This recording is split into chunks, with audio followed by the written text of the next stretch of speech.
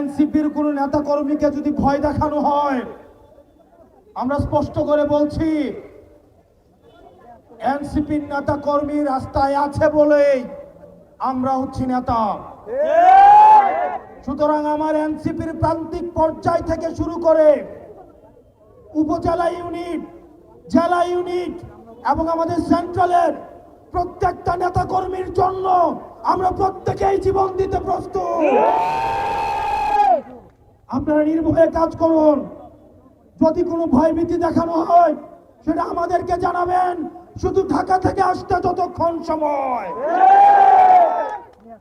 আমরা শুনতে পাচ্ছি ডিসি অফিসগুলো, এসপি অফিসগুলো অনেক বিশেষ রাজনৈতিক দলের দলীয় কার্যালয়ে পরিণত হচ্ছে।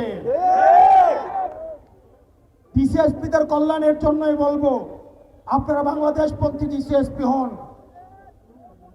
আপনারা জনগণপন্থী ডিসিএসপি হন, কারণ দিন শেষে ক্ষমতার উৎস হচ্ছে জনতা। কোন রাজনৈতিক দল যখন পতন শুরু হয় আপনাদেরকে বাঁচাতে আসবে না।